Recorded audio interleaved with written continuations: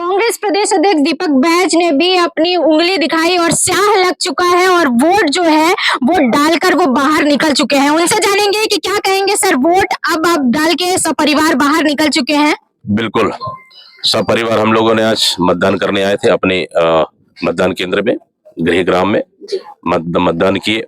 इसके साथ ही मैं बस्तर क्षेत्र के जनता से अपील करना चाहता हूं कि लोकतंत्र 5 साल में एक बार आने वाला पर्व है, बड़ा पर्व है। देश का भविष्य तय होगा, देश की सरकार बनाना है। इसलिए हम सबको पता है गर्मी है, बहुत ज्यादा तापमान बढ़ चुका है, लेकिन फिर भी हमको घर से बाहर निकलकर मतदान करना है ताकि हम अच्छी सरकार चुने और हम नई सरकार बनाए ताकि लोगों के हक और अधिकार के लिए हम मतदान करें। इसलिए मैं बस्तर क्षेत्र की जनता से अपील करता हूं कि घर से बाहर निकल से अधिक संख्या में मतदान करें ताकि एक मजबूत और अच्छा सरकार हम बना सके। 5 साल आपने कार्य किया, 5 साल तक आप सांसद रहे और अभी आपने कवासी लखमा जी को भी आगे लेकर चल रहे हैं कि वो सांसद बने, उनके लिए वोट अपील कर रहे हैं। क्या लग रहा है इस बार कितनी उम्मीद है कि कवासी लखमा इस सीट से वही जीत हासिल कर पाएंगे जो दीपक बैज जी ने की? जी बिल्कुल बिल्कुल। पिछले 5 सालों में हम लोगों ने भारतीय जनता पार्टी की पूरी रिकॉर्ड हम लोगों ने तोड़े से 23 साल के बाद कांग्रेस पार्टी जीती थी। हम मुद्दों के आधार पर चुनाव लड़े थे। इस समय भी आप पिछले 5 साल बस्तर क्षेत्र की जनता के लिए काम करने का अवसर मिला। हर छोटी से बड़ी बात को हम लोग दिल्ली के पटल पर रखा, उसको बस्तर के क्षेत्र की जनता जानती है। इस समय एक पार्टी का अध्यक्ष होने के नाते पार्टी ने मुझे जवाबदारी दिया है कि 11 लोकसभा सीटों में काम करना है। इसलिए इस समय कवासी लखमा को प्रत्याशी बनाए। 6 बार के विधायक, अनुभवी नेता है, मंत्री भी रहे हैं और उनको जनता जानती भी है। इसका फायदा कांग्रेस पार्टी को जबरदस्त मिलेगा और हम बस्तर की मुद्दों को केंद्र और बस्तर के मुद्दों को लेकर हम जनता के बीच में गए, इसका फायदा हमको मिलेगा। जस्ट उल्टा आप देखें भारतीय जनता पार्टी में एक सांप्रदायिक चेहरा है।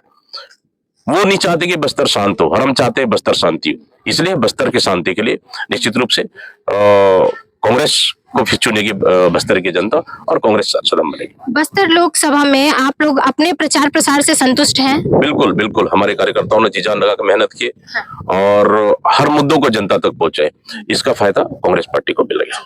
एक तरफ मोदी की गारंटी है, महेश कश्यप खुद कह रहे हैं हम चेहरा नहीं है, मोदी जी चेहरा है, और मोदी जी का जो आगमन यहाँ पर होता है, दूसरी तरफ राहुल गांधी जी भी आ जाते हैं। कैसे देख रहे हैं, कौन भारी पड़ सकता है? यही तो अंतर है कि हम स्थानीय मुद्दों को लेकर चुनाव लड़ते हैं और हम बस्तर के बदलाव की बात करते हैं। भारतीय जनता पार्टी मोदी की बात करती है, या मोदी आके काम करेंगे क्या? तो भारतीय जनता पार्टी में कोई चेहरा है ही नहीं। मैंने कहा ना, वो तो सांप्रदायिक चेहरा है। उस चेहरे को जनता नकार चुकी है और इसका फायदा कांग्रेस को मिलेगा। तो आप मोदी की सभा देखेंगे, बस्तर के बारे में उन्होंने एक शब्द नहीं कहा, महंगाई के बारे में एक शब्द नहीं कहा, बेरोजगारी के बारे में उन्होंने एक शब्द नहीं कहा, बस्तर की जनता के लिए उन्होंने एक शब्द नहीं कहा, जल जंगल जमीन बचाने के, नगरनार को बचाने के लिए उन्होंने एक शब्द नहीं कहा। लेकिन राहुल गांधी जी आए, राहुल गांधी सुनने के लिए जनता, मोदी से ज्यादा लोगों का उत्साह हमें राहुल गांधी जी के कार्यक्रम में देखने को मिला और निश्चित रूप से हमारे गांधी परिवार का बस्तर का जनता के साथ बहुत गहरा लगाव रहा है।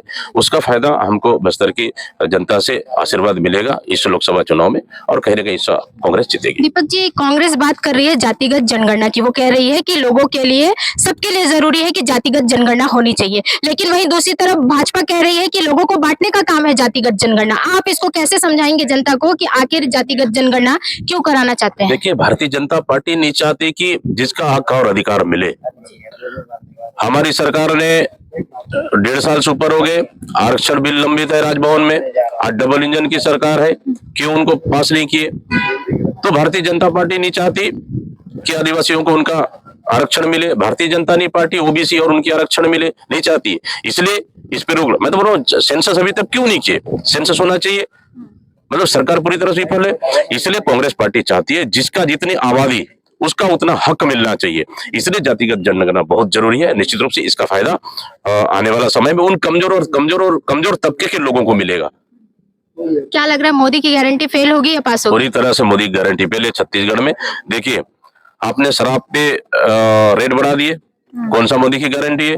30% हमारी रजिस्ट्री भी छूट की थी कांग्रेस सरकार ने, उसको आपने खत्म कर दिए। अब गोबर का पैसा बंद कर दिए, आपने आदिवासियों का हक पे आपने डाका डाला, बेरोजगारी भत्ता बंद कर दिए। कौन सी मोदी की गारंटी है? महतारी बंधन के नाम से आपने छलने का काम किए, बोनस आप 17-18 देने वाले 13-14 का बोनस दे दिए।